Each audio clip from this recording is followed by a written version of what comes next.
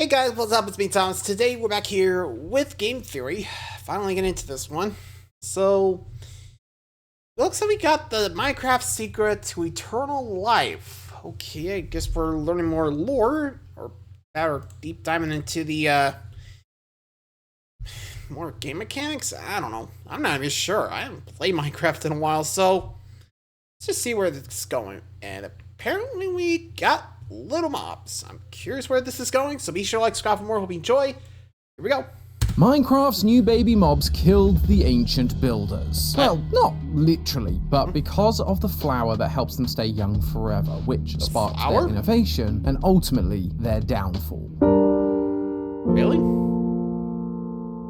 Hello Internet! Welcome to Game Theory, the show that's feeling dandy and I ain't lying. Yeah, okay, that one was pretty terrible, but I just couldn't think of a good segue to talk about Minecraft's latest update. It doesn't have a name yet, but it's centered on the adorable redesign they've given to baby mobs. Most people are super excited to see them. At least, I think they were. They mostly began comparing them to types of vegetables. And while I do love me some adorable little guys, I just think it's gonna make me feel bad when I use my chicken meat farm. Look at those little chicks just sitting there. Yeah, they're dead. Oh no. I'm still gonna use it, I'm just gonna feel bad about it. But there's one other problem with this idea. Babies grow up. We can't have them be cute and adorable forever. Thankfully, Mojang saw this issue and so created another item that would solve it. A golden dandelion. This new flower has the magical power to keep your baby mobs babies. But then, why are we talking about this? It's just an item to solve a problem and justify the update. What else could there possibly be to say? Well, loyal theorists, I'm here to tell you that what may seem like a random item added to keep your new adorable mobs young forever is actually packed with lore. That this dandelion does more than just keep animals young, it holds the secret that inspired something in the minds of our favorite characters, the ancient builders, an ancient race who built the large structures scattered around the overworld. And sadly, unlocking the secret of the golden dandelion would spell the beginning of the end for them, as their hunger for answers brought them to their doom. Am I about to do an entire Minecraft video based on a single plant? You bet I am. So wake up and smell the dandelions, theorists, and let me show you why this teeny tiny little update has big implications on Minecraft's lore, understanding more about the ancient builders and their inevitable demise. But before we can answer the... Actually, that does beg the question, how is it, like, that strong? Or at least, I don't know, I'm not sure how putting gold around a dandelion makes that, but I got nothing. If you guys got any ideas, let me know, but honestly, I got nothing.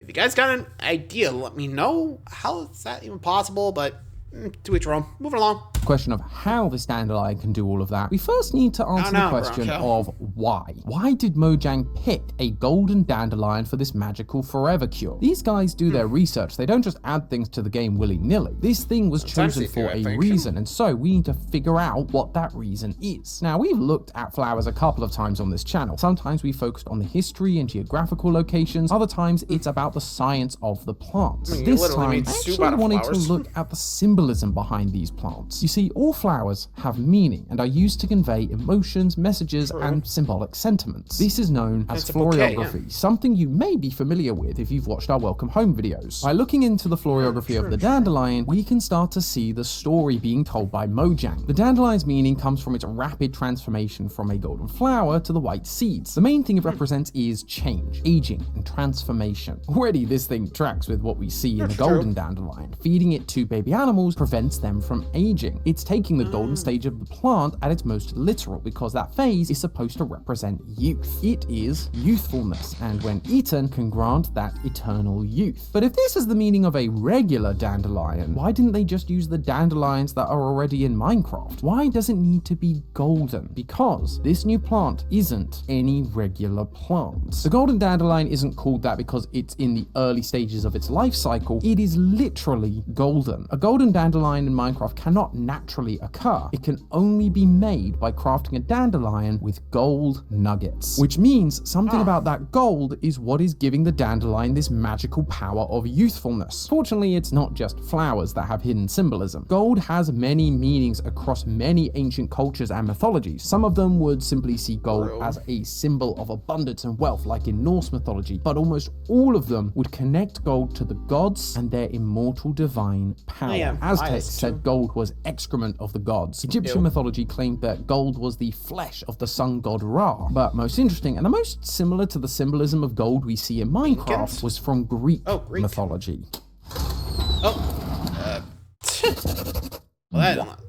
In Greek mythology, gold was a symbol of godlike power, which makes sense to me. I know when I've got plenty of gold, or money in the bank at least, I also feel like a god, only for Valentine's Day to come around. I love my wife, don't get me wrong, but it's always sad to see that number go down. Thankfully, my other longtime partner, Chime, is here to... And you know the drill. Skip it. So, I'm not sure if he's going to talk about the Midas thing, where, you know, the king wanted gold, so everything he would touch, would turn into gold.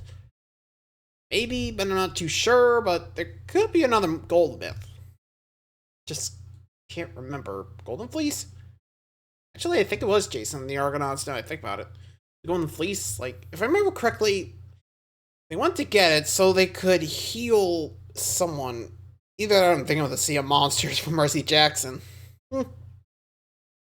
Maybe that's what I'm confusing it with, but I got nothing else.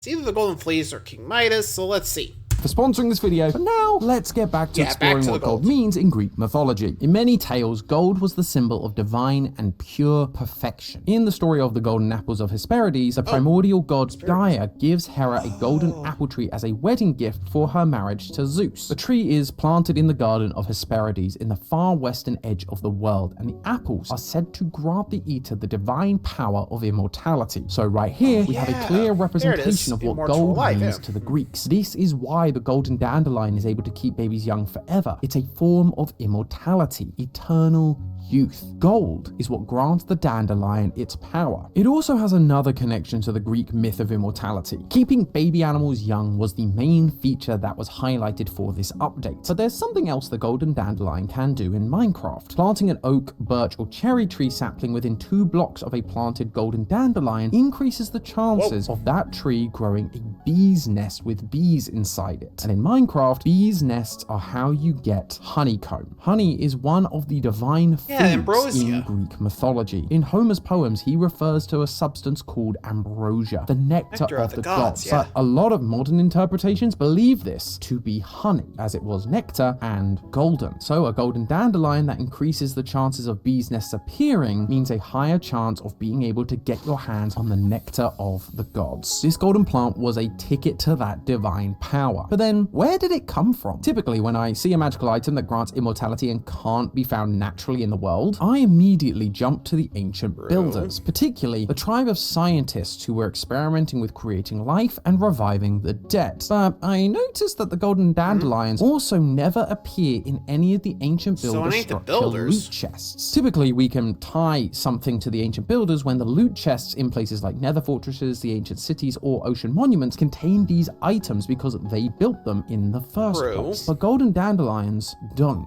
The only place you can get them is from a wandering trader. We haven't really talked about this guy before, mostly because there hasn't been much to say about him. But that all changes today. We discussed in the past how after the events of Minecraft Legends, the ancient builders brought the idea of trade and commerce to the villagers, which is why you can't trade with them in Legends, they just give you items, but in modern Minecraft, they want emeralds for their goods. A wandering trader is a special type of villager who will come and trade with you anywhere in the overworld, typically selling slightly different items to the villagers. Wandering traders are more than just tradesmen though. Unlike villagers, they don't have a home, which puts them at great risk when the sun goes down. In a world operated by trade, there's a lot of potential to make money if you're willing to venture outside the safety of the village, but also a lot of risk. Don't worry though, they are also resourceful. In order to avoid zombies and skeletons at night, wandering traders drink a potion of invisibility. This is fascinating because given there infinite supply of them, it means they have the ability to create potions for their own personal use. They even drink a bucket of milk when the sun comes up to negate the invisibility effect. So not only do they use potions, they know how to counter them. So far, the closest we've gotten to this with normal villagers is the clerics, who are only able to make bottles of enchanting, but none of them have been able to make and sell regular potions. So how is the wandering trader doing this? Well, just take a look at how hostile mobs behave in front of the wandering trader. Like most villagers, the wandering traders avoid most hostile mobs. That is, except for the witch. Witches are not hostile towards wandering traders. And actually, there's a lot of similarities between these two the more you look. Both of them are potion users. Witches can heal themselves and throw splash potions at you in battle. The wandering trader also sells things like glowstone dust, sugarcane, gunpowder, and water bottles, ingredients used to brew potions, and items that are dropped by a witch upon death. The wandering trader and the witch are absolutely working together to make, use, and sell potions and create other magical items to sell, just like a golden dandelion. And when the wandering trader eventually wandered into the territory of the ancient builders and offered to trade this magical item, the ancient builders were amazed by its power, granting eternal youth. And they began to wonder, what if we could make it more than just eternal youth? You see, eternal youth is not the only meaning of immortality in Greek mythology. While a lot of Greek mythology speaks of immortality in the same way as the golden dandelion's power of agelessness, another way to interpret immortality is the inability to die. Homer's Odyssey and Homer's Iliad refer to the gods as the deathless ones, signifying their immortal nature. This is the true nature of immortality, and as we've talked about many times, it's exactly what the ancient builders wanted. Their world is dying. They mined all the resources and polluted the world, causing the flooding of the ocean tribes and their inevitable demise. The ancient builders realized death was inevitable and so began trying to find ways to avoid it. They had some knowledge of life thanks to the flames of creation given to them by the hosts. Using lapis lazuli that they harvested from piglins to create golems, they knew souls were part of the equation, but that required sacrifice. So what if there was another way to do it? Remember, these ancient builders, particularly the desert tribe, weren't just believers of gods, they were believers of science. Science was going to help them reach immortality. Although this ethos actually sounds more similar to another practice, alchemy, the science of understanding, deconstructing, and reconstructing matter.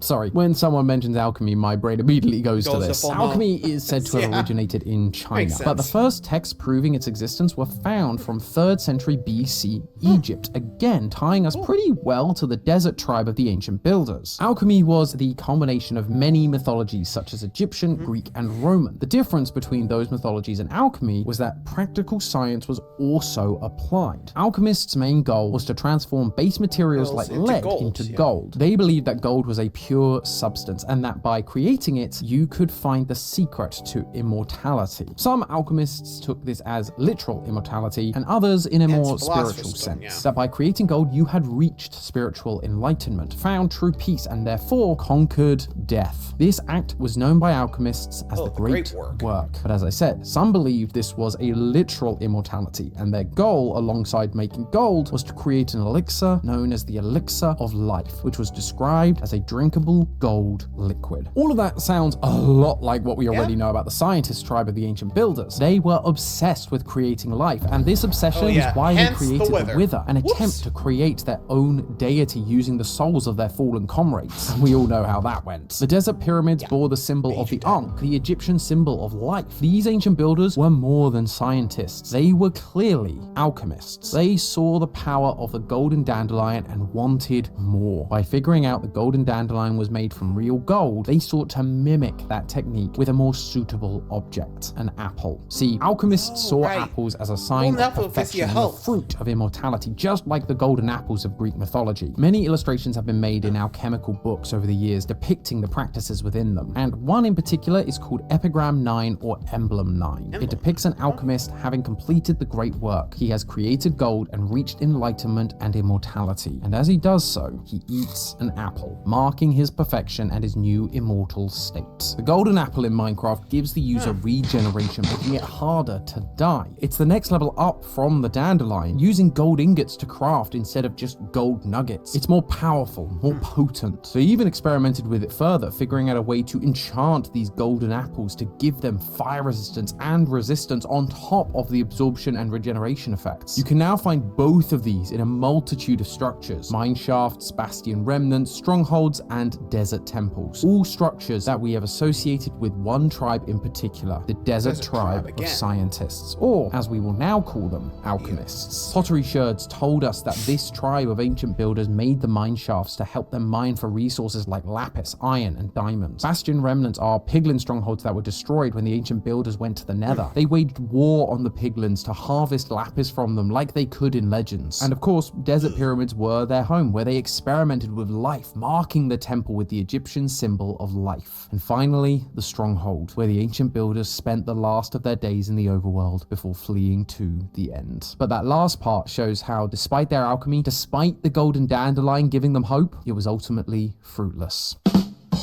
Editor, read the room. While the golden apple does help to avoid death somewhat, it's not perfect. Death was absolutely still a threat, and so they decided to carry on with their experimentation, using souls to eventually summon the Wither, who would bring around more death than they ever could have imagined. Their greed set the wheels in motion for their inevitable downfall. Ironically, it was only after they disappeared that someone would finally figure out the secrets to eternal life. At least somewhat. The Illagers, who used to look up to the ancient builders, would continue their experimentation with souls, and eventually they would create a golden statue called a Totem of Undying, which would literally give you the same effects as an enchanted golden apple while also allowing you to survive a deadly blow. How did they figure this out? Well, during Illager raids, do you know who helps the Illagers attack a village? Witches. The ones who helped create the golden dandelions in the first place. But hey, that's just a theory. A game theory! Thanks for watching. World premiere. Honestly, definitely add some new context to those golden items. But I guess also really does depend on how you play it. But anyway, let me know what you guys think. Till next time, see ya.